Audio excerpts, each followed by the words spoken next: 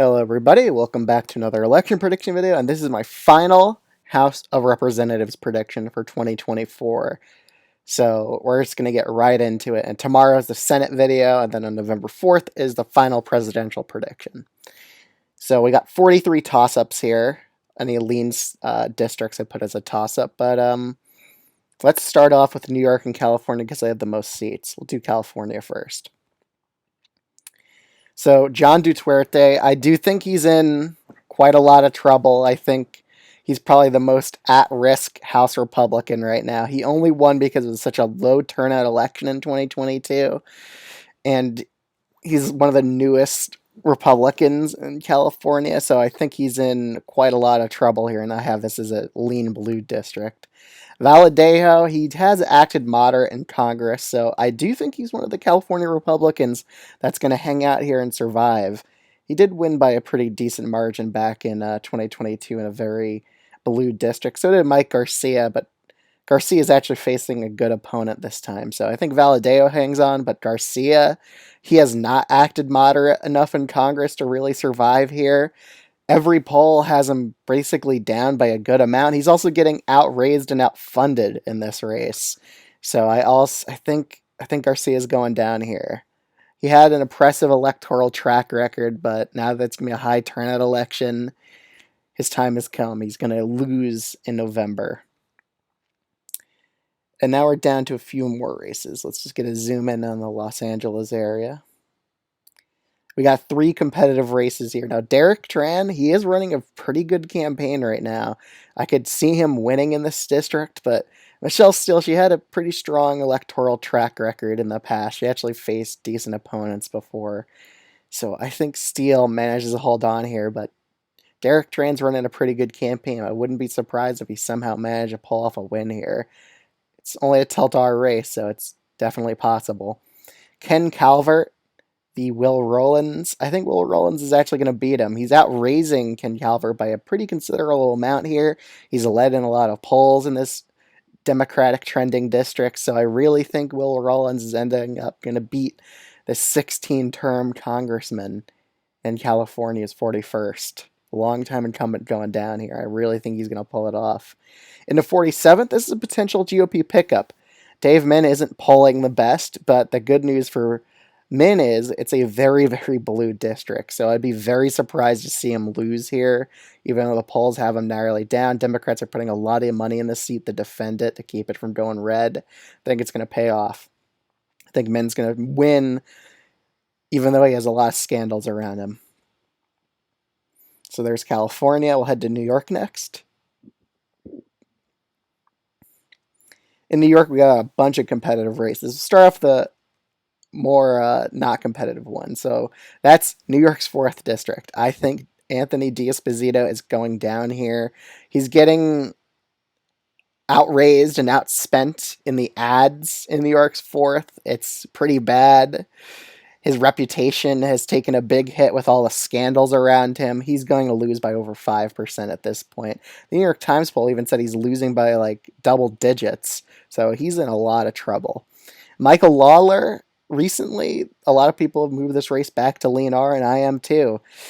As of right now, he's doing pretty good. There's a third-party candidate in this race taking a few votes away from Mondaire Jones for the Working Family Party. So that's going to be enough to hurt him. Even though Lawler had a scandal, it looks like that's not going to affect him that much. He's going to win regardless here, just because Mondaire Jones wasn't the best candidate to run in this district. So I have this as a lean Republican district. In New York's 1st, Leilota's in a bit of trouble. A New York Times poll only had him up by 3, and he is facing John Avalon, who is running a pretty good campaign. He's a more moderate Democrat. He's outraising Leilota, I believe, last time I checked the statistics on this. He's outraising him and he's outspending him. So this is a potential upset for Democrats right here. They could win this seat, but it is a Republican +2 seat because of the new map that you drew here. So I still think it's going to go red, but only by a lean margin. I don't think it's going to go likely red like the consensus says here. I think it's going to be a bit of a closer race than what they're saying. Brandon Williams, again, he's a very MAGA congressman. That's not going to work in a double digit Biden seat here. So it's a very blue district. I think the Democrat, even though he lost last time, it's going to be a bluer environment in New York. It's going to be like a D plus 18 presidential environment. So I think Brandon Williams is going down here by a lean blue margin. Now, Josh Riley, it's a very close race here, but most of the polls I've seen have him slightly ahead of Mark Molinaro. He's also outraised him, too. So I really think Riley's going to pull off the win last time. He only lost by 2,000 votes in a very red wave year in New York in 2022. So I think he's going to pull it off right now. I think Molinaro is going to get unseated here. Lawler is the one that's going to be able to survive that wave, so is Leilota. So Democrats will win 1, 2, 3. They flip 3 House seats in New York blue. We'll head to Iowa next. We got 2 competitive House races here. Now, a lot depends on how well Harris does in Iowa. If Harris loses Iowa by over 10, then both these districts are lean Republican. If she only loses it by 8, these districts are totally competitive, especially Iowa's 1st and the 3rd district in southern Iowa. Again, I see a lot of Democrats putting a lot of money into these 2 seats, and polls have it as pretty close races. I'm putting them both at tilt Republican. So far, I think Harris is going to only lose Iowa by 8 next time. So these seats are totally in reach for the Democrats. But for now, they're still going Republican. We'll head to Michigan next. Michigan, we got a fair share of races here. So far, in Alyssa Slotkin's old seat, Hurdle's just not running the best campaign right now. Barrett is so far narrowly ahead of him. They are giving him a lot of money, the Democrats, but it looks like Barrett's going to win in this narrow Biden seat. In Michigan's 8th, I'm pretty confident Rivet's going to win here. I think she's running a pretty decent campaign against Paul Judge. I'm going to actually put this seat as a lean blue one. I think I have some confidence in her winning this seat, just because she is in a tight race here, but I think Harris overall is going to do well in Michigan, and I think that'll really help her out here. I did see some of her ads too, and I thought they were pretty solid.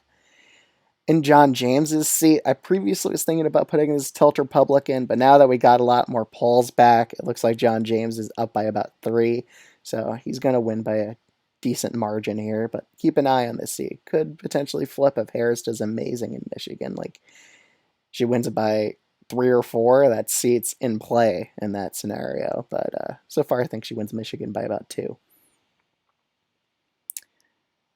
All right. Where should we start? I think we go from the East Coast to the West from now on. So we're going to go to Virginia and North Carolina next. In Virginia, we have 2 competitive House races. In the second, I think Jen Kiggins is a pretty big favorite here. Harris would need to win Virginia by like 9 or 10 points to make the seat actually in play. So far, Republicans are doing pretty decent in the early vote, too, in Virginia. Vindman is not running the best campaign of Virginia's 7th. Democrats are putting a ton of money here to prevent this seat from going red, and I think that'll be enough to stave off Anderson somehow winning here. I mean, Anderson isn't really the best candidate either for this seat. They really could have ran someone a bit better than him. But so far, I think Vindman narrowly holds on here. He's not running the best campaign, like I said. In North Carolina, we gotten a lot of data from the 1st district, and what it says is the polling data has Don Davis up by a likely blue margin. I don't think he's going to win by a likely blue margin. I think it's going to be a lean blue margin. I think it's going to be a bit closer. This is a narrowly trending right-wing or right-leaning district. It's becoming sort of that way, just right trending. So I'm being a bit hesitant in that. I don't think he's going to win in this landslide like the polls are saying in North Carolina's 1st. But I think the Democrats are well positioned to win this seat as of right now. We're head up to Maine. We got new polling out of Maine. Survey USA poll has Jared Golden up by 12 in this district. And so far, most of the polls done in Maine 2nd are done by like the weirdest pollsters I've ever seen. Like Axis Research is one of the pollsters' names, and those are the ones that said the Republican was narrowly up in this district. But again, this Republican candidate, he doesn't really have elected experience. I don't even think he was the best candidate to run against Jared Golden in the first place. it looks like Golden's on pace for another victory at this point. So I never doubt Jared Golden at winning a close race. Anytime you think he's the underdog, he somehow pulls it off in the last week when he starts leading in the polls. So I think he's on pace to win there. In Connecticut, we only got one competitive race. The 5th district, it's a lot more Republican down ballot. So far, I did see a poll here that said Harris is only winning this district by like 3 or 5. So that could mean Johanna Hayes is in trouble. She was outperforming Harris in that House poll, though. So I think she's going to win by about 4 right now. I think she does better than she did last time in 2022. Okay. Let's see on the map what's next. Could go to New Jersey. So Sue Altman's finally getting funded by the Democratic Party in this last week in New Jersey, 7th. And I think that's a good move. It's a narrow Biden district. The seat's totally winnable. As of right now, I'm putting this as a tilt Republican seat just based off the fundraising. I think she has a really good chance here. She also raised a lot of money on her own, too. So let's head to Pennsylvania next. Keep scrolling past it. Pennsylvania, we got a bunch of competitive seats. In the 10th district, polling average actually has Scott Perry down to Janelle Stelson. So this is a seat to keep an eye on, but it's still such a Republican seat. Trump won it by 4 points last time around, so I still think Scott Perry's a narrow favorite to win that seat. In the 8th district with Matt Cartwright, so far we've gotten a lot of data here. Some higher up predictors, I think Cook Political actually put the seat as lean blue based on the data they've seen. And it is a right trending district. That's my one hesitation with this seat. So I'm going to be putting it as tilt Democratic for now. But this seat could flip, especially if Trump does well in Pennsylvania. In the 7th, this is a more bluer seat, just presidentially. So I think she's more of a favorite to win this seat than Cartwright is to win in the 8th. Let's go to Ohio next. We have the 13th and the 9th district. The 9th district, I don't think Republicans are trying hard enough to win this district. She's a very long-time incumbent, won by a landslide last time in 2022. I think she's going to win by a pretty comfortable margin this time around. The 13th will be a bit more competitive, but I think Amelia Sykes is still the narrow favorite for this seat. I don't think she's going to lose here. I would be very surprised if she were to lose. That would mean that Ohio's going very red presidentially if she does lose. Illinois only has one competitive district in the 17th district. And I do think Republicans are putting some money into this race right now, so I am going to be putting it as a lean blue district, going against consensus there. Let's head up to Wisconsin next. We do have one competitive race in the 3rd district. The first, the Democrats really gave up funding Peta Barca's campaign, so that's why it's likely Republican. Derek Van Orden, I think the Democrats are prioritizing other races besides this one. It's still a very red seat, too, presidentially. So I'm putting this as a lean Republican seat, but Van Orden, he's an underperformer. He didn't really do amazing back in 2022. And we forgot Maryland. How can we forget Maryland? So Maryland 6, there was internal polls showing Parrott not that far behind or actually leading in this district. And it's an open seat, and it's not super safe blue like the rest of these seats. So I am putting this as a lean blue seat for now, just based off the data I've seen. I think it's going to be a bit closer than likely blue. Let's head to Nebraska 2nd, and I think Don Bacon is very much screwed in this district right now. Harris is winning this district by over 10 in some of these polls, so he'd be lucky that it's tilt blue right now, and he's also getting outraised and outspent here, so I think Vargas is a favorite to win this district. I'd be surprised to see Don Bacon win this district as of right now. I just don't think it's going to happen for him. And Colorado, I am keeping Colorado 4th as likely Republican. Again, Lauren Boebert, she frequently underperforms. Even in the Colorado 3rd district, she nearly lost last time, so I don't think it'll be a surprise to see this district go like R+9, which I currently think it will go by that margin. Again, she's not that well liked. just generally in Colorado. So I think a lot of people see her as a carpetbagger for just moving across the state from the third to the fourth district, which is an interesting move by her because she was totally going to lose in the third. But in the 8th district, this is a narrowly right trending district, I believe, based on the data I've seen. But I think Garaveo, she's going to win narrowly again last time. So far, we've seen a lot more polls having her up, too. So I think this is the tilt blue district. Colorado's third, I think it's going to be very close. Again, the Democrat here, Adam Frisk, he's raised so much money. It's like insane. So he's just based on that spending power he has, I think it's going to be pretty close here, but I still think he's an underdog in the seat. I still think he's going to narrowly lose here. Let's head to New Mexico next. Only one competitive district here, and it's a rematch between Gabe Vasquez and Yvette Harrell. But I think Vasquez is going to win here, just based on the spending I've seen fundraising wise, and it's in a bluer year than 2022. I think he's a favorite to win in the second district. In Arizona, we have two competitive districts. The second's now likely Republican. Some polls have shown it's a bit closer, and the Democrats are actually giving money to Jonathan Nez in his chance to unseat Eli Crane here, but it's still a very Republican district. But Cisco Maney, I think he's a narrow favorite to win right now in Arizona 6. I think it'll be close. I think it's only going to be tilt Republican, but it's a dead even district, and usually incumbency advantage helps out in those very close districts. Swihart, on the other hand, he had a scandal where he had a comment about abortion before that will really hurt him in the suburban district, I believe. So I actually think he's the underdog in the first district right now. I think the Democrats are going to be able to narrowly beat him. They are putting a lot of money into the Democratic candidates' bank account here, so that spending's going to matter in the first. And I think we're going to see an upset here. What states are remaining? Montana's first. I mean, there's nothing much to say. I just think this is a lean Republican district. It's very Republican, just in general.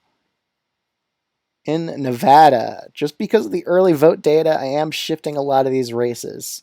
They used to be likely blue. I think they're going to go down to lean blue races right now. Just because Trump's doing really well in the early vote data as of right now in Nevada, I'm putting these both races as lean blue. But again, these GOP candidates don't have a lot of funding behind them, so I see Susie Lee and Stephen Horsford outperforming Harris in these two districts right now. Let's head to Oregon next. In Oregon's 5th district, I do think Janelle Bynum's going to beat DeRimmer here. So far, she has beaten DeRimmer in a past legislative election, so she has beat her before, and she is getting a lot of money by Democrats, and it is a likely blue district too. So I think Bynum's going to end up winning in this district by a lean blue margin. In Washington State, the 3rd district right now, I think it'll be very close, but at the end of the day, it is a rematch, and usually rematches go well for the party that won last time. So I think Marie Perez is on track to win this narrow race. Let's get a view of the whole map. Oh yeah, Texas is 34th. How can I forget about that race? So I am putting this race a bit closer because I did see some polling that says Harris is struggling in this district. So presidentially, that'll have an effect down ballot. So I am putting this race down to lean blue. Even though he won by 8.5 last time, there's signs that this district is trending to the right now. So I'm going to put that down to lean blue. In Alaska's at-large House district, Republicans aren't putting a lot of money into Nick Begeich's campaign. They did have a Republican drop out here to give him a better shot. But Mary Patola has a very high favorability rating in Alaska. I still think she's going to win this seat.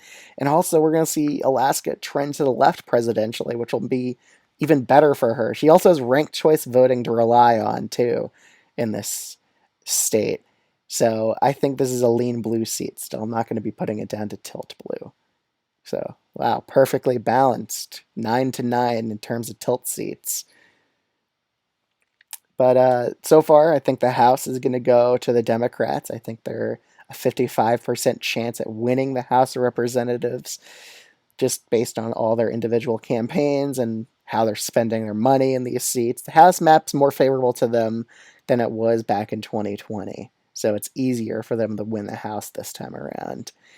So they will get 221 seats, the Republicans 214, which is a not a very large majority, but it's a decent sized one. So this is currently what we're looking at for the House. We could get to that 222 number. That's also potential possibility, like we saw happen in 2020, where it hit 222 for the Democrats and then went to 222 for Republicans 2022. So that kind of seems like a very common number, but that would be kind of funny if it hit that again. But so far, Democrats narrow favorites to win the House. If you enjoy political videos like this one, I highly recommend subscribing to the channel. I'd greatly appreciate it. Let me know what your predictions for the House of Representatives are down in the comments below. And thanks so much for watching, and I'll see you all in the next video tomorrow. Bye.